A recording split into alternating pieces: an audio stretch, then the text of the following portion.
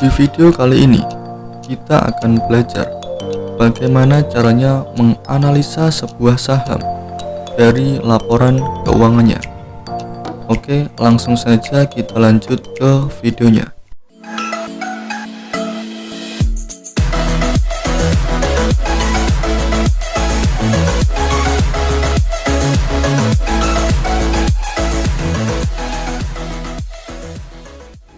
Nah, untuk menganalisa sebuah saham, di sini sebelumnya saya memiliki tabel sederhana. Di sini berisi data-data yang nantinya akan kita cari. Yang pertama di sini ada listed share, kemudian aset, liabilitas, ekuitas, laba bersih, ROI, DER, BV, PBV, EPS, dan PER. Kemudian kita juga akan mencari harga saat ini. Nah, di sini kalian tidak perlu bingung dengan istilah-istilah ini. Nanti akan kita bahas setelah kita mendapatkan datanya. Oke, di sini langsung saja kita cari datanya. Nah, untuk mencari data laporan keuangan suatu perusahaan, di sini kalian bisa kunjungi website ini, idx.co.id. Kemudian untuk mencari jumlah saham yang beredar atau listed share-nya, kalian bisa masuk ke data pasar, kemudian ringkasan saham. Nah, di sini akan muncul banyak sekali saham-saham yang beredar. Di sini kalian pilih yang kolom, kemudian kalian aktifkan yang listed share, kemudian terapkan. Nah, maka di sini akan muncul kolom baru yang namanya listed share. Ini adalah jumlah saham yang beredar. Oke, untuk video ini kita akan ambil contoh satu buah saham yang menurut saya sangat menarik untuk dianalisa karena saham ini masih under value atau di bawah harga wajarnya. Nah, nama sahamnya adalah ITMA. Di sini kita bisa mendapatkan datanya. Untuk penutupan harga terakhirnya ini adalah 695. Kita bisa copy ini, kemudian kita masukkan ke tabel. Kemudian kita copy listed share-nya juga. Oke, di sini kita sudah mendapatkan dua data, listed share dan juga harga saat ini. Nah, di sini kita bisa tulis dulu kode sahamnya, kemudian tanggal saat ini saat saya membuat video ini. Dan di sini untuk laporannya kita kosongkan terlebih dahulu. Nantinya kita akan cari yang paling terbaru. Oke, kita kembali lagi ke websitenya. Nah, kemudian di sini kita harus mencari laporan keuangannya dari perusahaan ITMA.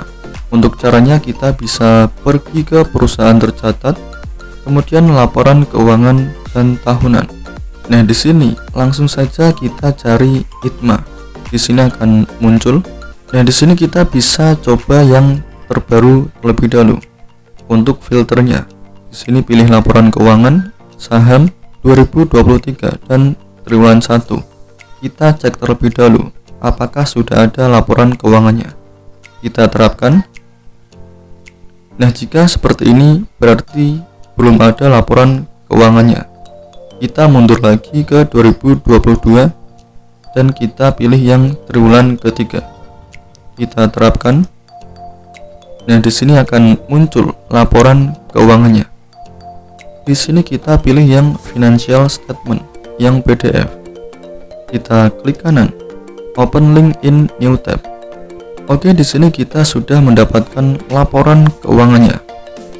Di sini jika kalian lihat nama emitennya Sumber Energi Andalan Tbk dengan kodenya ITMA. Oke, di sini langsung saja kita analisa.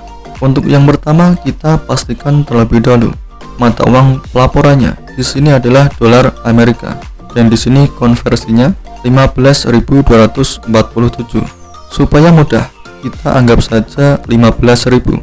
Kemudian di sini pembulatannya satuan penuh. Jadi nantinya kita tinggal kalikan saja ke dolar Amerika untuk mendapatkan rupiahnya. Oke, yang pertama di sini kita akan mencari asetnya. Untuk caranya kalian bisa scroll ke bawah. Nah, di sini akan ada laporan posisi keuangan. Di sini di bagian aset, kalian scroll ke bawah. Di sini akan ada jumlah asetnya. Di sini kita copy, kemudian kita masukkan ke tabel. Nah, sebelumnya karena ini satuannya adalah US dollar, kita akan kalikan 15.000 terlebih dahulu. Oke, maka ini adalah total asetnya. Kita copy, kita masukkan ke tabel. Oke, selanjutnya kita cari liabilitasnya. Di sini persis di bawah aset akan ada liabilitas. Nah, di sini kalian scroll saja ke bawah. Di sini akan ada jumlah liabilitasnya. Di sini kalian copy. Kemudian di sini kita kalikan 15.000 terlebih dahulu. Maka ini adalah total liabilitasnya. Kita masukkan ke tabel. Selanjutnya kita akan mencari ekuitasnya. Di sini persis di bawahnya akan ada ekuitas. Kita scroll ke bawah. Nah, di sini akan ada jumlah ekuitas. Kita copy. Di sini kita kalikan 15.000 terlebih dahulu. Maka ini adalah total ekuitasnya. Kita masukkan ke tabel. Nah, selanjutnya kita cari laba bersihnya. Di sini kita scroll ke bawah. Di sini akan ada laporan laba rugi dan penghasilan komprehensif lain. Nah, di sini kita fokus ke jumlah laba ruginya. Kita copy, kemudian kita kalikan 15.000. Maka ini adalah jumlah laba bersihnya. Kita masukkan ke tabel. Oke, selanjutnya kita cari ROI-nya. Di sini bisa kalian lihat, untuk mencarinya kita tinggal bagikan saja laba bersih, kita bagi dengan ekuitasnya dan kita kalikan 100. Jadi kita bisa gunakan rumus seperti ini. Kemudian kita enter, maka di sini kita akan mendapatkan hasilnya. Di sini ROI-nya adalah 15%. Kemudian kita cari DAR-nya. Di sini caranya kita bagi liabilitas dengan ekuitas. Maka ini adalah hasilnya 0,05. Kemudian kita cari BV-nya. Di sini caranya kita bagi ekuitas dengan listed share-nya. Kemudian kita cari BPV-nya. Kita bagi harga saham dengan BV-nya. Kemudian kita cari EPS-nya. Kita bagi laba bersih dengan listed share-nya.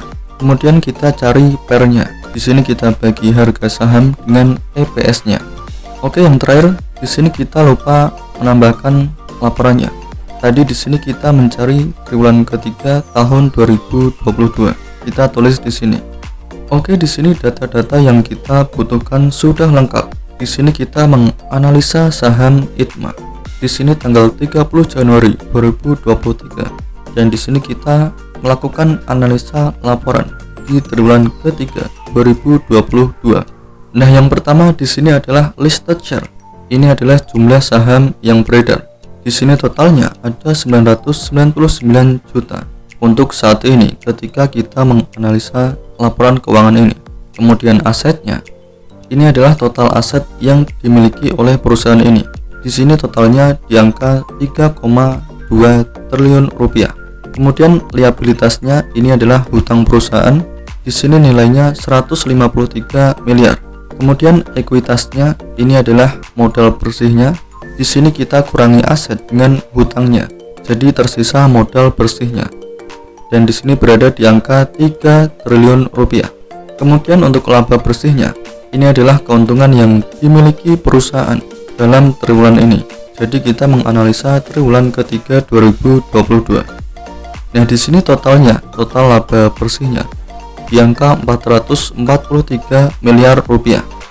Kemudian di sini ada ROI atau Return on Equity.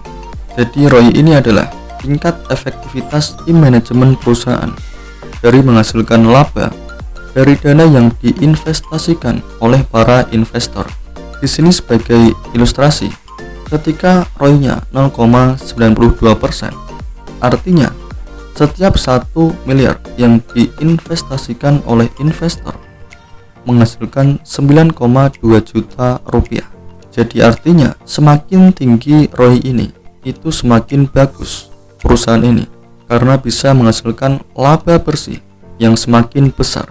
Nah, di sini untuk mencarinya kita bagi laba bersih dengan ekuitasnya. Kemudian kita kalikan 100 dan di sini kita mendapatkan 15% untuk saham ITMA ini. Kemudian ada DAR atau Debt to Equity Ratio. Di sini simpelnya, ketika DAR ini tinggi, berarti utang perusahaan ini lebih besar dari modalnya. Nah, jika kita lihat di sini, ini nilainya kecil sekali 0,05. Karena di sini bisa kita lihat, di sini utangnya sangat kecil sekali. jika kita bandingkan dengan ekuitasnya. Kemudian selanjutnya di sini ada BV atau book value. Jadi BV ini adalah modal bersih yang dimiliki per satu lembar saham. Nah, BV inilah yang biasanya kita jadikan patokan untuk melihat harga wajar dari suatu saham. Di sini jika kita lihat harga saat ini ada di angka Rp695 dan jika kita lihat harga wajarnya ada di Rp3.030. Artinya untuk harga saat ini masih sangat murah sekali. Jadi kenapa di awal saya mengatakan ini adalah saham undervalued? Karena di sini harganya masih sangat rendah sekali dan di sini ada potensi untuk menuju ke harga wajarnya. Kemudian di sini ada PBV atau price to book value. Di sini jika PBV-nya 1, artinya harga sahamnya sama dengan harga wajarnya saat ini. Jadi sekedar informasi, untuk harga wajar saham ini bisa berubah sewaktu-waktu karena setiap triwulan pasti suatu perusahaan mengeluarkan laporan keuangan dan disitu memiliki ekuitas yang berbeda-beda. Bisa jadi ada peningkatan dari laporan sebelumnya. Dan di sini jika kita lihat PBV-nya di angka 0,22, artinya lebih kecil dari 1. Jadi masih sangat murah sekali untuk saham ini.